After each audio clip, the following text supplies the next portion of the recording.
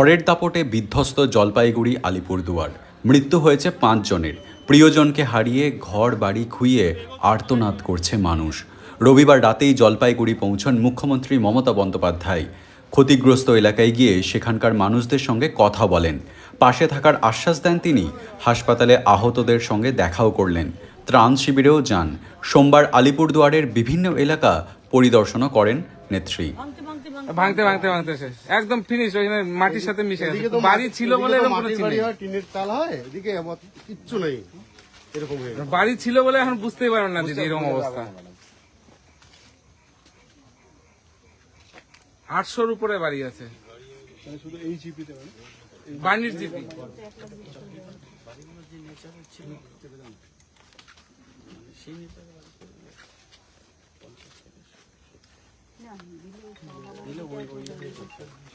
ঠিক আছে, আমি দেখে নিচ্ছি, কথা বলে নিচ্ছি। আমাদের সাথে ছিলেন, নির্মলদা হসপিটালে আছে, মৌয়ারাও ছিল, সকলে জেলা পরিষদের সভাধিপতি থেকে শুরু করে চেয়ারম্যান, জলপাইগুড়ি মিউনিসিপ্যালিটি, সবটাই আমাদের দেখা হলো এবং মৃতদেহ 4টে পরিবারের সাথেই দেখা হয়েছে। আহতদের সবার সাথে দেখা হয়েছে, কথা হয়েছে। আমি আবার বলি, প্রশাসনের ভূমিকা অত্যন্ত প্রশংসনীয়। তারা আপন উদ্যোগে যেভাবে রেস্কিউ অপারেশন করেছেন এত তাড়াতাড়ি, এখানে প্রায় 700-800 বাড়ি একেবারে উড়ে গেছে এবং পেশেন্টগুলো দেখলে বোঝা যাবে কারো হাত কেটেছে, কারো পা কেটেছে, কারো গলায় মানে পুরো আমাদের যেটা বলি আমাদের শোল্ডারটা সেটা ভেঙে গেছে, কারো মাথা ফেটে গেছে পুরো, কারো বুকে চাপ পড়েছে, নানা রকম প্রবলেম, মাথায় লেগেছে, চোখে লেগেছে, নাকে লেগেছে। মোটামুটি পেশেন্টরা স্টেবল আছে একজন ছাড়া, আর 3টে পেশেন্টকে আমরা পাঠিয়েছি এখান থেকে। সেটা একটা নিউট্রিয়া হসপিটালে গৌতম পাঠিয়েছে, আর 2টো পাঠিয়েছে নর্থ বেঙ্গল আচ্ছা ক্লিনিকে পাঠিয়েছে। তারা একটু, তবে একটা অপারেশন হয়ে গেছে, ভালো আছে, আর 2টো শুনছি ভালো আছে, একজন মনে হয় জোরের মধ্যে সিরিয়াস আছে। এই অবস্থা। রিলিফ ক্যাম্পে গিয়েও দেখা করলাম, মৃতদের পরিবারও দেখা হয়েছে, আপনারা দেখেছেন। এদের ঘরবাড়ি কিচ্ছু নেই, যতক্ষণ ঘরবাড়ি করে না দেওয়া হবে এরা আশ্রয়হীন অবস্থায় রিলিফ ক্যাম্পেই তাদের সময় কাটাতে হবে।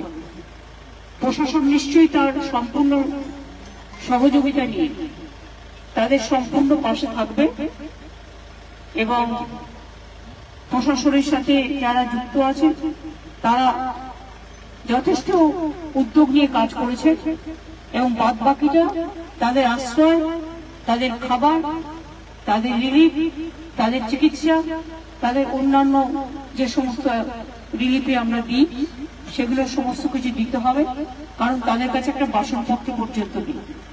ইলেকশন ডিক্লেয়ার হয়ে গেছে, আগামী 3 মাস এমনই একটা অবস্থা, অসহায় অবস্থা, ইচ্ছে থাকলেও আমি নিজে বলতে পারবো না, প্রশাসনের মধ্যে পড়বে।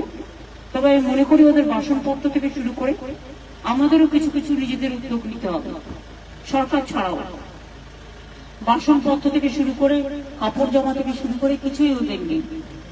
অবশ্য জেলায় থাকেই, কম্বল থেকে শুরু করে ধুতি শাড়ি থেকে শুরু করে জামা কাপড় থেকে শুরু করে সবটাই জেলার কাছে থাকে। আমি আশা করি জেলা প্রশাসন সঠিক বন্দোবস্ত করবে এবং বাদ বাকি যে কাজগুলো আছে আমরা যথাস্থানে কথা বলে প্রশাসনকে বলবো শুনতে করবো। দিদি, আলিপুরেও তো অনেকগুলো ঘরবাড়ি নষ্ট হয়েছে, আপনি কি সেখানে যাবেন কালকে? আপনি যান না, আলিপুরের জলপাইগুড়ি কত দূর? আলিপুরে অরূপ পালকে যাচ্ছে।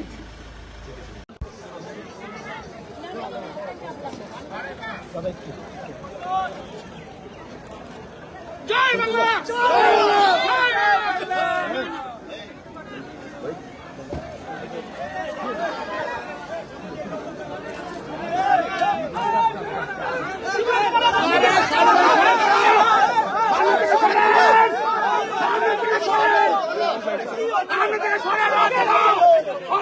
একটু সাইডে চলুন।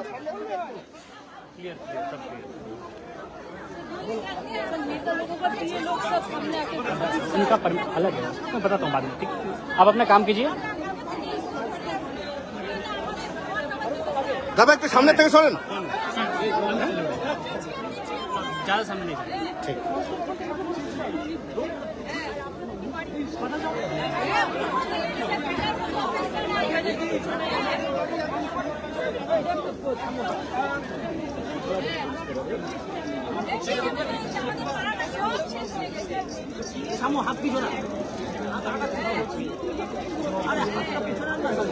লাইভ অন আছে, লাইভ অন, লাইভ অন আছে।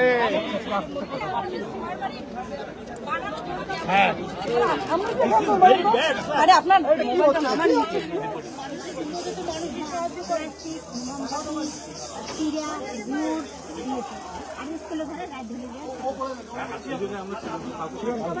কালকে থেকে গদু মনাদার সবাই ছিল, সবাই আসছে। মিনিটে ধরে সব শেষ করে দিয়েছে দিদি, 1 মিনিটে ধরে একদম দিদি 1 মিনিট।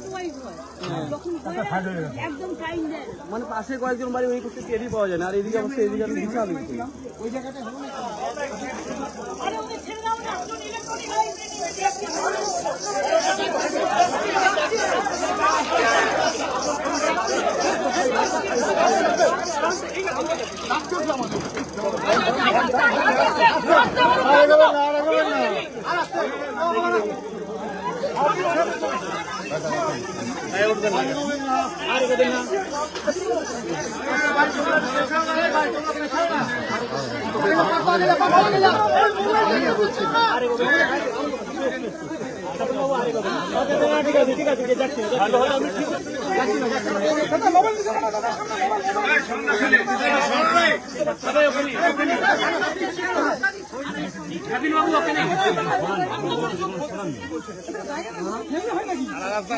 একটু ঠান্ডা, একটু শান্ত হবেন, একটু শান্ত হবেন, শান্ত হবেন।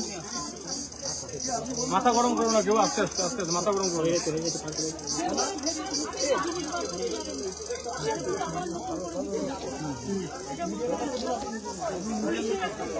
আমি রাখি।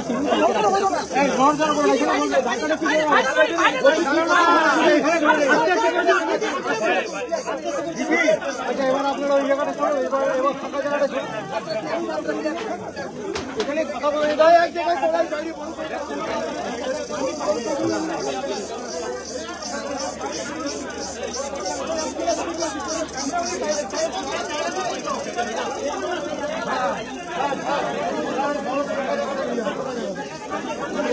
দাঁড়াও দাঁড়াও।